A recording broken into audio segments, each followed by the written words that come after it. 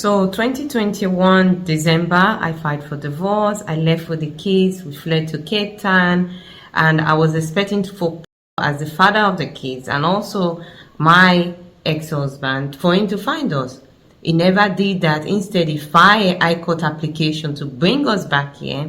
And when that high court application was granted, in that application, in that court order, they said he should rent us a place and the children stays with me.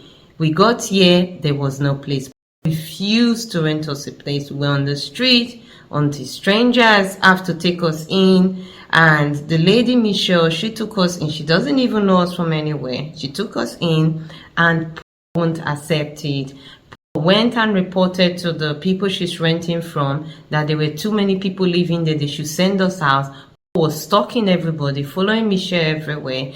And we have to leave Michelle's house. We don't know where to go. And also Michelle was thrown out. It was very difficult. We were on the street. We have nowhere to go. And succeeded in taking my son away, using that against me. Anything just for us to be on the street. Anything for me not to see the kids. And what happened then? Where did you go there?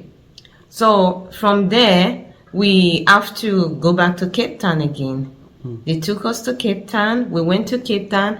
And he won't have it. He filed another high court application and took the kids away from me.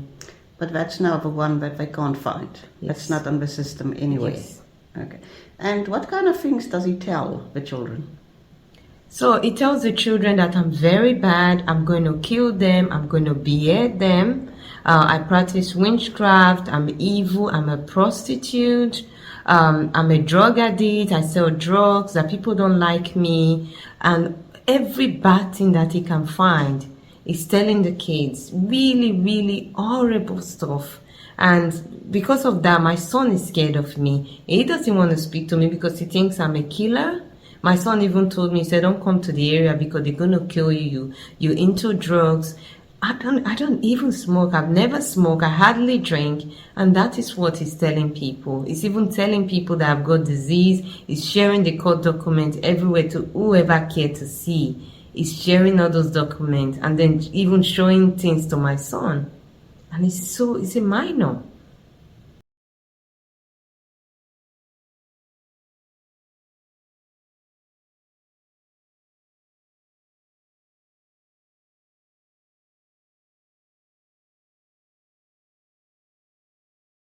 My son doesn't speak to me. I had lots of horrible stories, with him and the animals. He's not treating them well.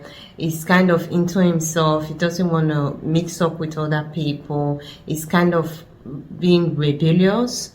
And my daughter, she's very unkempt. Her hair is not being washed, tangled. Her clothes, she look very dirty. I saw her today. I have to take her to the salon. The other time I saw her, I have to wash her hair in the public toilet. You can see, she needs someone. She misses me. She's telling me, she's crying, even asking me, when can she run away? How old before she can run away? When can she leave? That is the situation. My kids are being damaged and no one is helping me. No, where do I go? No court order. How do I enforce it? So I don't know what to do. How old are they now?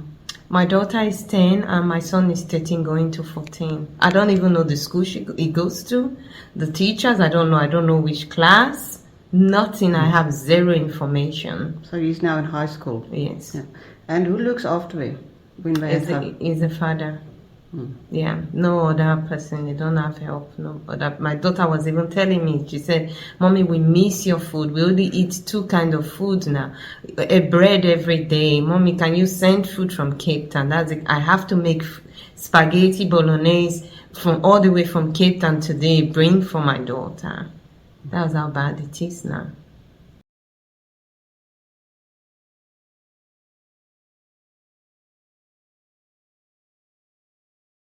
So the circumstance surrounding how and I met is very, very bizarre and very strange because he met me when I was just 15 years old and brought me here with his wife, still staying in the same house. I was abused from day one and I managed to get away.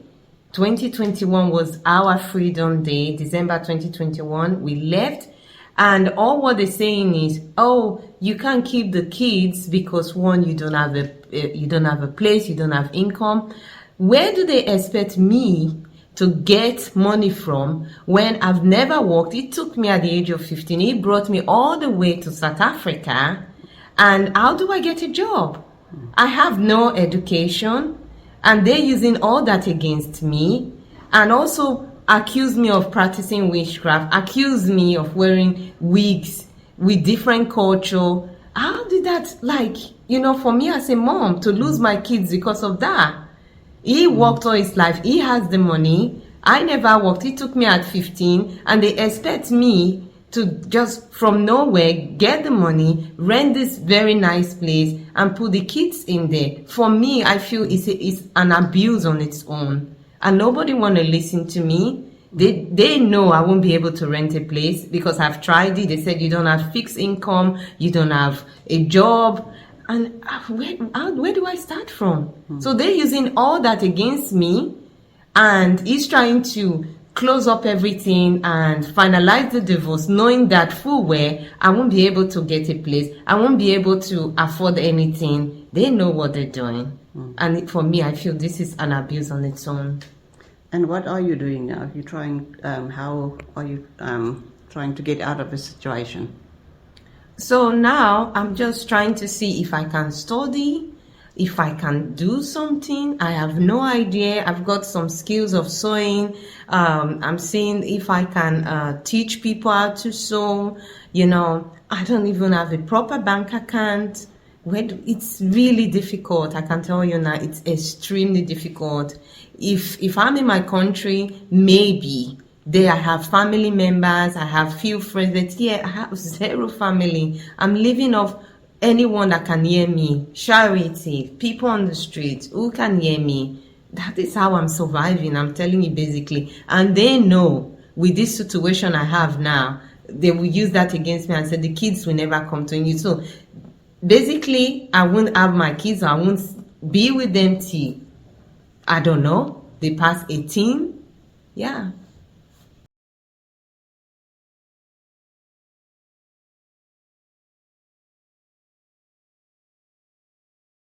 I want the court to be fair. I want the people in charge of this whole thing, the so-called curator, the social workers, for them to look carefully and put aside what is telling them, because this is story. Nobody is hearing my story. Nobody want to hear my own side of the story, and do what is right. What I heard that South Africa is for women and children come first. That is what I heard. But now I'm being thrown away and left without my kids with different excuse, saying I don't have this, I don't have that. So for now, for me, I want the court to look into this. For let there be some kind of investigation into this. Let the kids, they've got me, they've got their dad.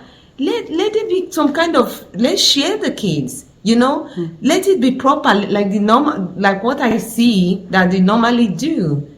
The kids have to stay with their mother. They're minors. They need me. They can't push me away because I left him, because he's abusing me and I'm starting to talk. They shouldn't punish me for that, for saying the truth. Because what they're trying to do now is to say that if you've been abused, you should be quiet, you should stay still, you should hide, you shouldn't say anything, because if you do, you're going to lose your kids. I want my kids back.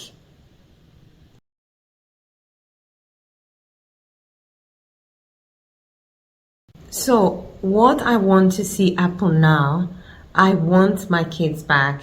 The suffering, my daughter is unkept, they're not eating well, my son is like gone to the other side, they've messed up so much with his head, he doesn't want to speak to me, he's scared, and for me it's really damaging for my boy to grow up that way. I don't know what he's going to do in the future. He's telling his friends he hates women, he will never get married. That is really, really bad. Look at my daughter crying today. She looks damaged. So these kids, they need to be removed from there. They're not doing very well at all.